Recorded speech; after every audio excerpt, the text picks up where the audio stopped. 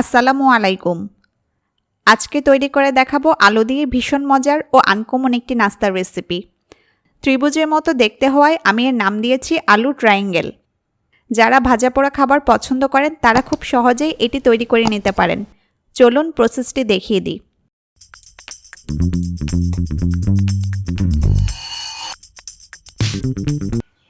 এখানে আমি 4টি মাঝারি সাইজের আলু সিদ্ধ করে ম্যাশ করে নিয়েছি।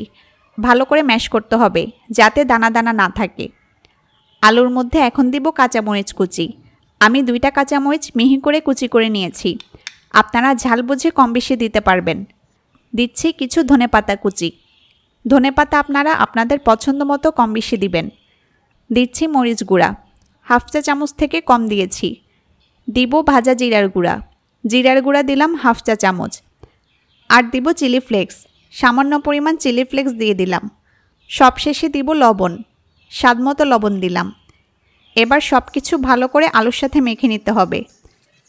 আলু দিয়ে এটা কিন্তু খুব আনকমন একটি আইটেম, খেতেও অনেক মজার হয়ে থাকে। আলুর সাথে সব কিছু ভালোভাবে মেখে নিয়েছি। এখানে একটা স্টিলের ট্রে নিয়েছি। এই ট্রেতে আলুর মিশ্রণটা ছড়িয়ে দিব। তার আগে ট্রের মধ্যে র্যাপিং পেপার দিয়ে নিব। র্যাপিং পেপার ট্রেতে দিলে আলুর মিশ্রণটা সহজে আবার উঠিয়ে ফেলা যাবে। এখন মেখে নেওয়া আলুর মিশ্রণটা এতে দিয়ে দিচ্ছি। মিশ্রণটা দেওয়ার পর হাত দিয়ে চেপে চেপে চারপাশ সেট করে নিতে হবে। আমি কিভাবে করছি একটু খেয়াল করলেই বুঝতে পারবেন। সমানভাবে মিশ্রণটা ট্রেতে ছড়িয়ে দিতে হবে। দেখুন আমি সেট করে নিয়েছি। এবার বাড়তি র্যাপিং পেপার দিয়ে আলুর মিশ্রণটা ঢেকে দিব। এখন ট্রেটা এভাবে ডিপ ফ্রিজে রেখে দিব 1 ঘন্টার জন্য। হাতে সময় থাকলে আরও বেশিও রাখতে পারবেন। ফিরে আসছে 1 ঘন্টা পর। 1 ঘন্টা পর ফ্রিজ থেকে বের করে নিলাম।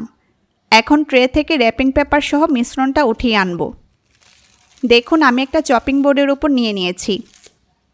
মিশ্রণটা একেবারে সেট হয়ে গিয়েছে। এখন ছুরি দিয়ে পছন্দ মতো শেপে কেটে নিব। আমি আমার পছন্দ মতো শেপে কেটে নিব। সেজন্য প্রথমে মাছ বরাবর কেটে নিচ্ছি। এরপর অন্য পাশ থেকে আবারও মাছ বরাবর কাটব। আমার পছন্দ মতো শেপ দেওয়ার জন্য ফ্রিজে রেখেছি। এতে মিশ্রণটা কিছুটা হার্ড হবে ও সুন্দরভাবে শেপ দেওয়া যাবে। দেখুন আমি স্কয়ার শেপে 4 ভাগ করে কেটে নিয়েছি। এবার প্রতিটা স্কয়ার শেপের কোণ বরাবর কেটে নিচ্ছি। একটু খেয়াল করলেই বুঝতে পারবেন। দেখুন আমি কোণ করে কেটে নিয়েছি। এতে ত্রিভুজ শেপ বা কোণ শেপে চলে আসলো। আপনারা আপনাদের পছন্দ মতো যে কোনো শেপ করে কেটে নিতে পারবেন।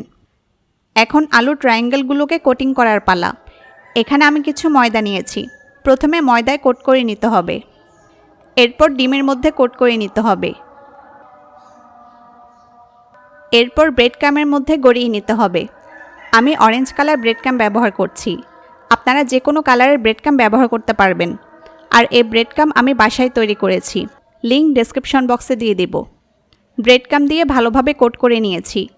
এভাবে করে আমি সবগুলো কোট করে নিব। ভাজতে চলে এলাম। পরিমাণ মতো তেল দিয়ে মিডিয়াম আঁচে গরম করে নিয়েছি। এখন একটা একটা করে তেলের মধ্যে দিয়ে দিচ্ছি।